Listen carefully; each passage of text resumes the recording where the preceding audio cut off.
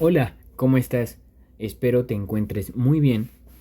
El día de hoy vas a aprender todo lo que necesitas saber de las vías del metabolismo alternativas de la glucosa. Como sabes, ya vimos algunas vías metabólicas de la glucosa importantes, pero definitivamente no son todas. Hay algunas cuantas vías que sí tienen relevancia, son importantes, pero son un poco más alternativas. ¿Ok? El día de hoy vamos a tocar tres vías importantes, tres vías rápidas, porque sí, estas son rápidas. Vamos a ver la vía del poliol, o también llamada vía de el sorbitol. Vamos a ver la vía de las pentosas. Y también vamos a ver la vía del ácido glucurónico. Algunos autores lo mencionan como ácido glucurónico y muchos otros como ácido glucurónico. Tú lo puedes llamar como tú quieras, así que vamos a empezar por la vía de las pentosas. Después vamos a pasar a la vía del ácido glucurónico y al final la vía del sorbitol. ¿Ok? Empezando con la vía de las pentosas. Como su nombre lo dice, nosotros en esta vía vamos a formar pentosas. ¿Qué es una pentosa? Una pentosa no es más que un azúcar, un carbohidrato de 5 carbonos. ¿Ok? Si lo recuerdas, la glucosa es un azúcar de 6 carbonos. Muchos autores mencionan a la glucosa que tiene una forma como hexagonal. ¿Ok? Entonces, en esta vía de las pentosas se van a formar azúcar de 5 carbonos más NADPH. ¿Vale? Se va a formar estas enzimas, coenzimas reducidas, como el NADPH, y se va a formar el azúcar de 5 carbonos. Especialmente, ¿qué se va a formar? Ribosa. No sé si recuerdas y viste el video de Gen y Genoma cuando hablamos acerca de los nucleótidos. ¿Te acuerdas? Que los nucleótidos estaban conformados por un azúcar, por una base nitrogenada y por un grupo fosfato. Bueno, pues déjame decirte que el azúcar es la ribosa. Entonces, para nosotros poder formar ADN, necesitamos estas ribosas, este azúcar de 5 carbonos que podemos generar a través de la vía de las pentosas. ¿Ok? ¿Qué es lo que pasa con esta vía? Bueno, en general la vía son unos pasos no largos, pero son bastantes pasos. Y al final, mira, te lo voy a resumir. Tú tienes glucosa, la glucosa entra a las células. Acuérdate que para que entre a las células y no se salga, se tiene que hacer glucosa 6-fosfato. ¿Vale? Una vez teniendo nosotros esta glucosa 6-fosfato, pasan muchísimas reacciones. Pasan muchísimas reacciones enzimáticas que nos permiten al final tener ribosa y NADPH. ¿Para qué es importante cada una? Ya quedamos que la ribosa es importante para los ácidos nucleicos, el ADN. ADN.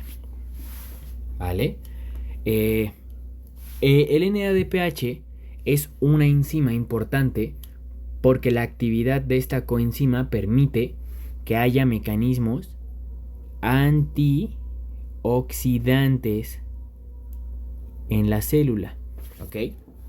Básicamente recuerda que en las células nosotros siempre producimos oxidantes y antioxidantes. Básicamente es un equilibrio entre oxidantes y antioxidantes. Cuando nosotros producimos más antioxidantes que oxidantes, estamos hablando de que nuestro cuerpo está en equilibrio hacia la salud. Cuando nosotros producimos más oxidantes que antioxidantes, nosotros conocemos a ese periodo o esa condición como estrés oxidativo. ¿Ok? Y el estrés oxidativo es la base de muchas enfermedades progresivas y crónicas de hoy en día. Después vamos a hablar de eso. Entonces, lo importante que yo quiero que sepas es que en la vía de las pentosas tú produces tanto ribosa como antioxidantes. ¿Qué es lo importante o cómo lo podemos correlacionar clínicamente? Bueno, la vía de las pentosas ocurre en todas las células, todas las células, pero es más importante en algunas que otras células. Este es el caso de los glóbulos rojos, de los eritrocitos. Como sabes, los eritrocitos no tienen núcleo y las demás células pues sí tienen núcleo. Algo importante es que todas las células nucleadas con núcleo pueden conseguir antioxidantes a través de diferentes formas que involucran al núcleo, ¿ok? Expresión genética, etcétera, etcétera, etcétera. Como el eritrocito no tiene núcleo, la única forma para obtener antioxidantes en el glóbulo rojo es por la vía de las pentosas. Entonces, si llega a haber alguna alteración en esta vía de las pentosas, los oxidantes se acumulan en los eritrocitos y esto guía a hemólisis, a una destrucción de los eritrocitos por acumulación de oxidantes, ¿vale? Y esto lleva a anemia hemolítica, ¿vale? O sea, hasta en el paso más pequeño, aquí puede condicionar a una anemia, porque pues los eritrocitos no tienen de otro lugar de donde conseguir antioxidantes más que de esta vía de las pentosas, ¿vale? Listo, terminando la vía de las pentosas, está lista. Recuerda, produce una pentosas que es la ribosa, y produce antioxidantes. Vamos a pasar con la vía del ácido glucurónico o glucurónico. Esta vía es importante más que nada porque produce un compuesto que nosotros llamamos como glucoronato. Mira, igual, tú tienes glucosa. No puse el título para que lo entiendas. Vía del glucoronato o ácido glucurónico, como tú quieras. ¿Dónde ocurre esta vía? Generalmente ocurre en el hígado, exclusivamente en el hígado, ¿ok? No lo olvides. ¿Cómo es que se da este proceso? Bueno, igual, ya sabes cómo funciona esto. Glucosa, después tenemos glucosa 6-fosfato para que no salga de la célula. Los pasos que vas a ver aquí son muy parecidos a la glucogénesis, ¿ok? Después, la glucosa 6-fosfato se transforma a glucosa 1-fosfato. Luego la glucosa 1-fosfato se va a unir al UTP, así como en la glucogénesis, acuérdate, y va a formar, te lo voy a abreviar porque está muy largo, UPP GLC. Se llama uridín difosfato glucosa. No es necesario que te lo aprendas, pero se abrevia así. UPP, uridín 2-fosfato, difosfato, glucosa. ¿Ok? Uridín difosfato glucosa. ¿Qué es lo que pasa? Y este es el paso pues más importante. De este uridín difosfato glucosa, nosotros pasamos a tener UDP glucoronato. ¿Vale? ¿Por qué enzima? Bueno, aquí sí es sencillo.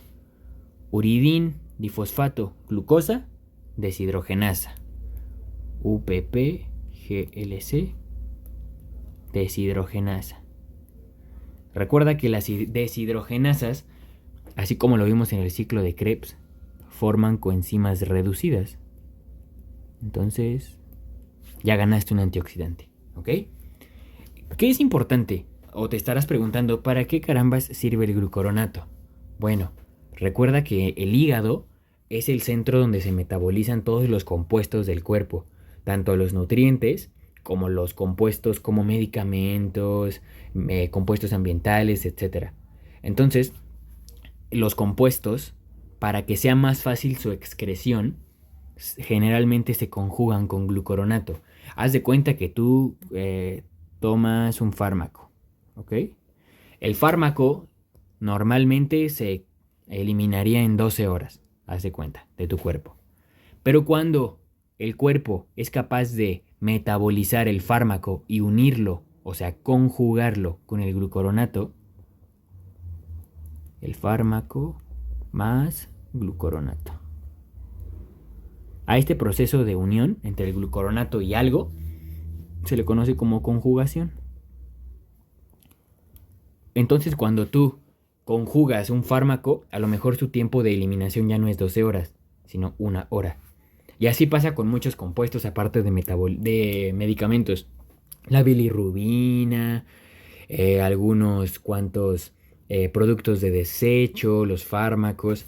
Entonces, la vía del glucoronato nos permite a nosotros que nuestro metabolismo de los compuestos extraños sea más rápido, porque produce glucoronato, ¿vale? Ácido glucurónico, que se une con todas esas moléculas extrañas. Por eso es importante.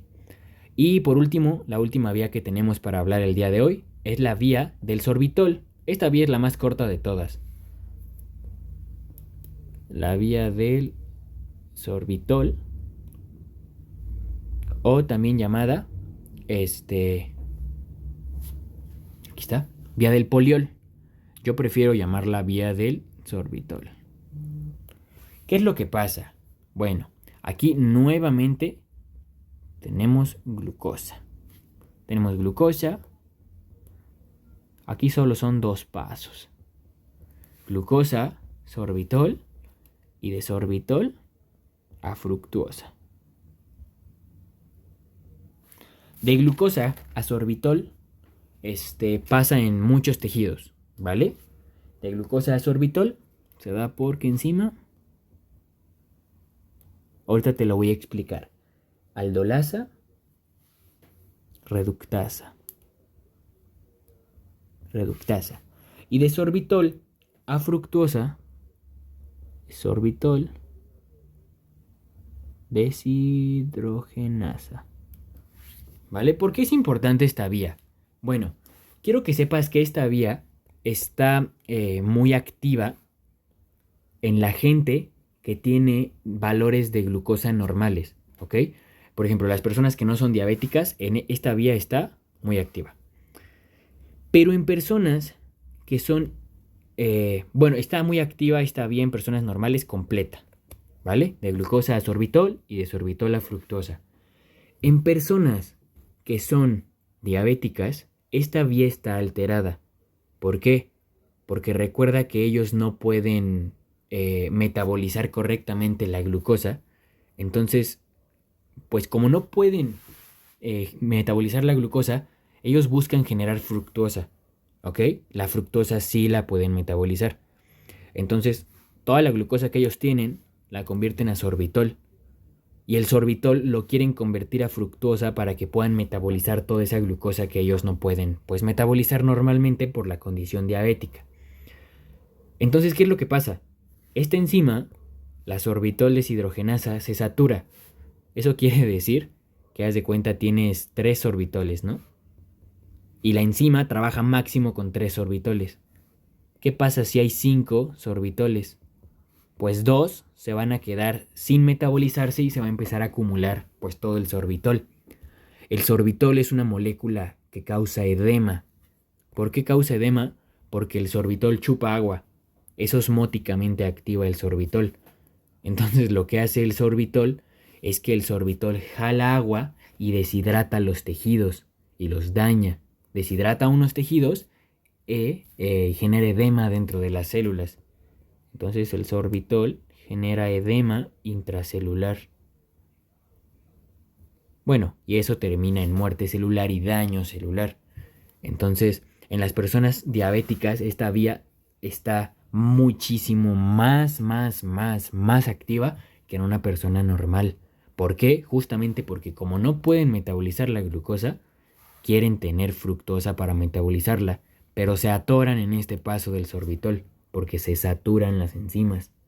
Entonces el sorbitol se acumula, genera edema y genera daño, ¿ok? Es parte del por qué los diabéticos tienen neuropatías, tienen retinopatías y tienen nefropatías, justamente porque se acumula el sorbitol, genera edema, causa muerte celular y pues genera daño, ¿ok? Estas vías son importantes, sí, estúdialas, repásalas y tenlas en cuenta, ¿vale? Si tienes alguna duda, por favor escríbela en los comentarios. Espero te haya servido, cuídate mucho.